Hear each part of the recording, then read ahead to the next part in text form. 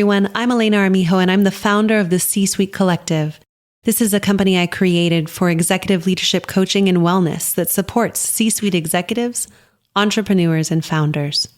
Now, more than ever, businesses are running faster and with fewer resources. Burnout, overwhelm, disconnection, and disillusionment are the new norm for teams struggling with an old paradigm. At the C-Suite Collective, we believe deeply that providing massive support for your teams through executive coaching and holistic practices will create an inclusive culture, higher levels of performance, sustainable change, and the organizational impact you desire. You can find us at the c-suitecollective.com.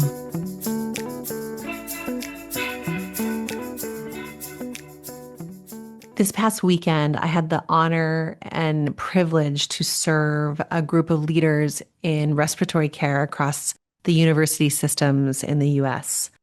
And through this workshop, I was reminded of a couple things that are simple but true. Wellness starts with us and it ends with us. One participant during the workshop said that life breath begins with us and ends with us. And it landed so deeply that I was reminded how incredibly important this is. So here's some practices to leave you with for the season in case you want to take them on to see what has been created. Number one, sit with your calendar and peruse through. Just see what was created, what lit you up, what made you sad, and maybe just journal some light notes as you're working through your calendar to see what you're present to, so that when you can really look at the whole picture, you can see what you want to celebrate. Number two, do not rush your goals. Take time. Some years I feel like I want to do them before I go on break.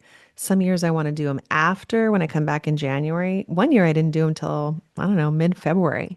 So listen to your body and what is actually speaking to you around your creation, your creativity bone. Do you feel like you're rested, sourced? You can hear yourself. You're grounded to the energy of your heart and your gut to be able to create from? If so, go ahead, write some notes down, see what's coming up for you. If not, keep checking in.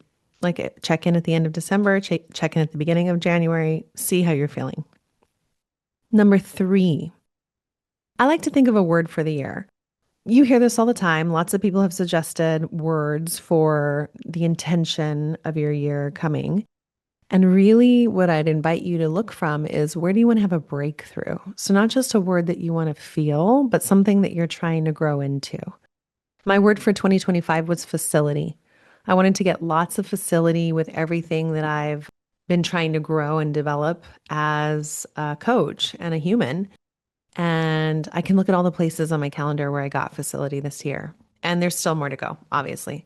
But next year is going to be soar. I think that's 2026. I'm still sitting with it, so I don't even actually know yet. One of my clients said that the other day, and I thought, man, that might be mine. But it feels a little bit lofty, so I'm looking for something more grounded. So it might just be grounding. Grounding for 2026 might be the thing that I'm looking to expand into, so you can hear the breakthrough I want to have is in having roots in everything I do that are solid. So no more wishy-washiness about what I'm grounding into. So those are the three areas I would have you practice if you're looking to create something magical for the end of the year. And the last thing I'll say is, please celebrate. There is not enough joy and celebration in our lives. And the more that you can acknowledge yourself and celebrate, the better, in my opinion. And please share how you're celebrating with others to encourage them to do the same. Hello, everyone. Welcome. Welcome to the podcast and welcome to the end of December 2025. We are getting ready to start a new year, and every year at the end of the year, I do a solo podcast. I like to share some of my learnings from the year, some of my highlights from the year, but mainly just send you off a beautiful goodbye full of gratitude for what I've just experienced and hopefully what you've experienced this year. Some of the guests on the podcast this year were really innovative, creative, and disruptors as leaders in their industries, and I've really enjoyed speaking with all of them. Some of my highlights this year were Sonal.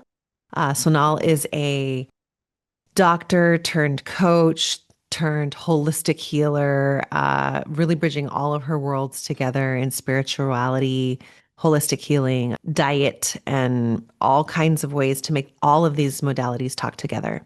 I am so impressed with what she's done with her business in just 1 year. And so you can check out all of her platforms that we'll link below. But really, the thing that I really loved about this episode in particular is her journey of resilience from leaving a traditional job or corporate America and branching out on her own in a way that she wants to be supporting people through their health. She's at a point in her life where that's possible. And she speaks to a lot of leaders now around what's possible if you get in front of taking care of your health holistically now, instead of waiting until your season of life makes sense or you're willing to slow down. So I really, really enjoyed that episode. And I would encourage you to check that out at the end of the year as we head into 2026. The episode supported me in thinking about how I want to create 2026 powerfully. So I think you'll get a lot out of that if you re-listen to that one. My next favorite one from this year was with Mimi Nicklin. She is such a light in the world. It was at a time when we recorded this podcast where a lot was going on in the world, in the US in particular. And I really appreciated a fresh perspective from outside of the US around empathy and what's possible.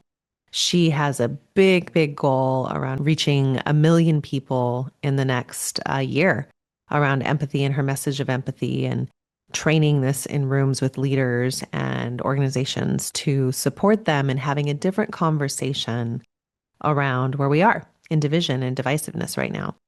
So I got a lot out of that episode. I mainly loved being with her and her light and her positivity. It's so refreshing to be with somebody who can continue to be in that way of being and way of thinking amidst hard times and resilience. So also encourage you to check that one out. It was really, really fun. And then I gotta shout out my guy, Aaron. We did a podcast together this year, and it's the first time I've interviewed him on this podcast. And he spoke of artistry and leadership, and man, his journey has just been so beautiful watching him bloom and grow into his own version of what's next for him in his life. He's been an artist for his whole life. He's been a musician his whole life. His career has been expanded over 20 years now in all different arenas that are pretty amazing if you look at his resume. But the thing that I loved most about our podcast together is that he was able to sit down and speak to not only the resilience of overcoming some of the things to become an artist, but what it takes to stay consistent and be in the mode of artistry, even in the midst of life still today, right? You never stop struggling with what's going on in your life. At some point, you get ebbs and flows of joy and grief and excitement and expansion and all range of human emotions that happen as we grow and develop. And what I really loved about speaking with him is that we got to share some of our partnership on the podcast. And I would love to hear if in the future you want to see a podcast from the two of us together. That's something we're playing with, mainly because we're really, really good friends. We have a good time, hanging out on a podcast together, and we would love to share some of that with the world. So I'd love to hear your thoughts once you listen to that one as well. And for my own life, I was thinking about the 4 big moments this year that really had impact on me. So the first one I want to talk about is the new trainings that I took on. I took on 2 big certifications this year to uplevel my own skill set. I've been coaching now for 11 years, and even after 11 years, I still feel like there's multiple levels of mastery that I can still continue to work on for the rest of my life. So taking on 2 certifications was really fun and challenging. One of them was team coaching, which I think is going to be the wave of the future for the coaching industry in the next 10 to 15 years.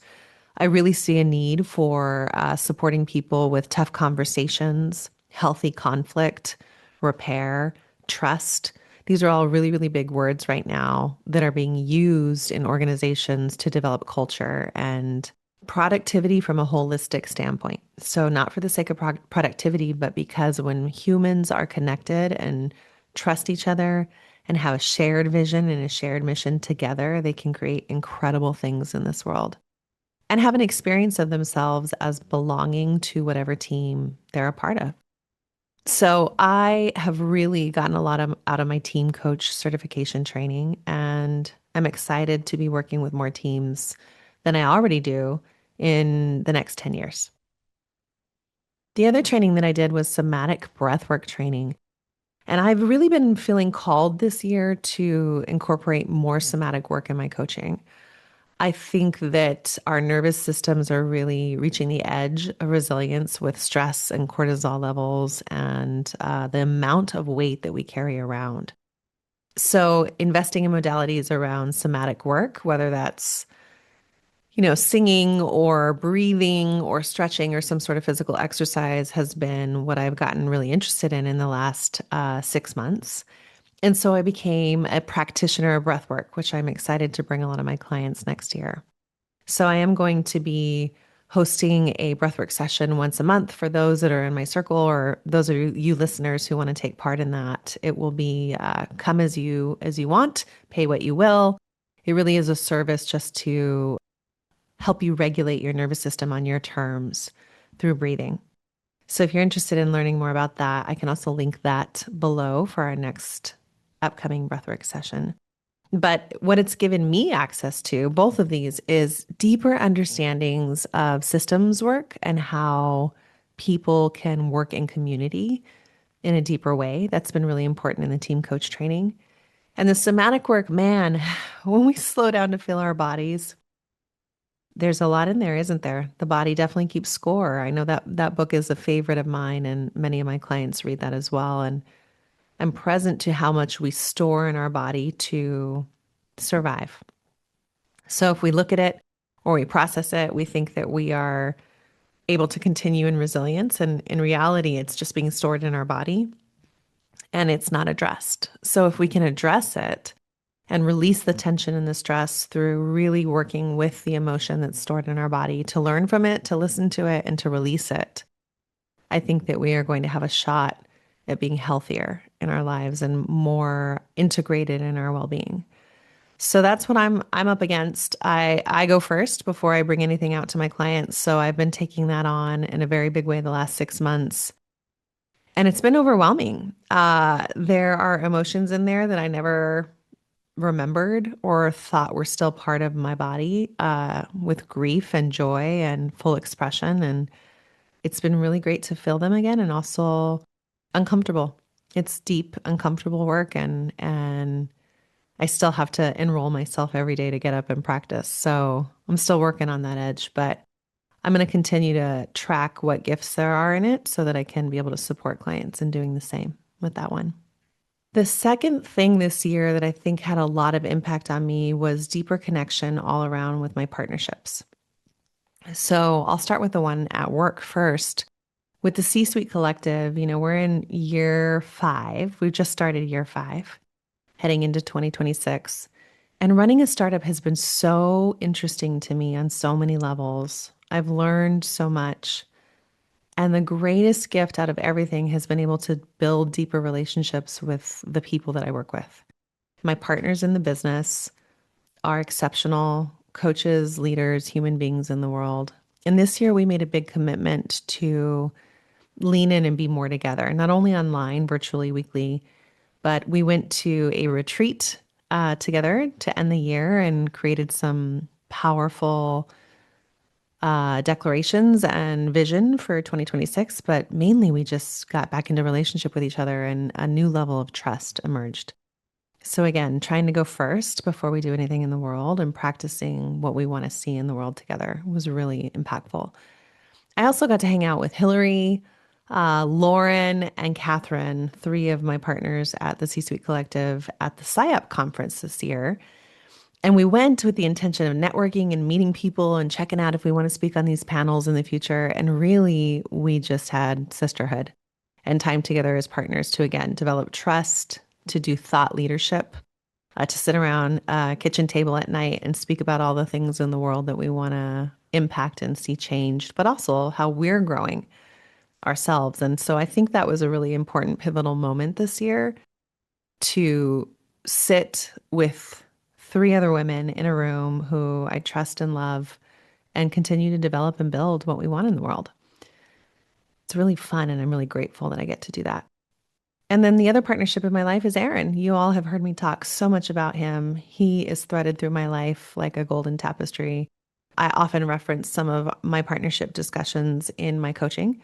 with my C-suites and my execs, even if we're working on leadership or development of their organization, there's always some parallel about how you do partnership at home that is really important, and it kind of ties the dots everywhere all across your life. So I love looking every year about what's developed there. And for Erin and I, we have grown deeper and more connected through tough conversations.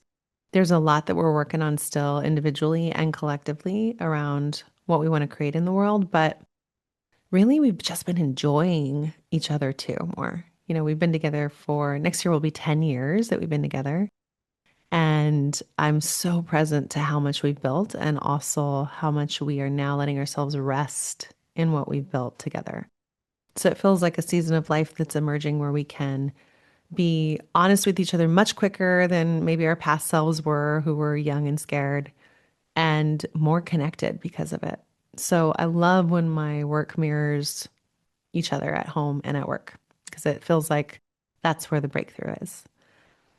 And then the last thing for the year that I would want to speak about is gratitude. I had an old friend pass away recently this month that really had me sit down and look at the older version of my life, in my 20s and early 30s, when I knew this person pretty well. And I was super present to how grateful I am for choice.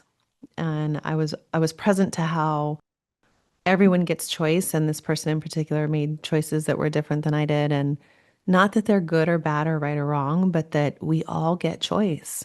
And I remember back then thinking that that's all I had was choice, and that I needed to trust a future version of myself to choose what I wanted from values and commitment and love. And my journey certainly has not been perfect and very bumpy along the road. And I've made a lot of missteps, and I've made a lot of, growth markers that I did not anticipate. There were decisions that were made that I look back now and I have learned so much from. So it has certainly not been a smooth journey by any means. And I'm so grateful for the younger version of myself who took a chance to expand, to find the kind of partnership that I want in my life, to trust that there was more available to me from a place of connection and love instead of just what I was being shown with surface level wins. And I'm really celebrating her because it's all come full circle. And it's one of those moments in time where you get to look back and look at what was beautiful and also what you got to choose. So I'm hoping that as I leave you with this, moving forward into January, that you'll take a look back on this year like I did. Like, open up your calendar, just look through the months. Even just looking at a calendar visually online, I was like, whoa, I was present to how much has been created in a year that we often forget about, and what's possible if we slow down and give ourselves gratitude for what's been created.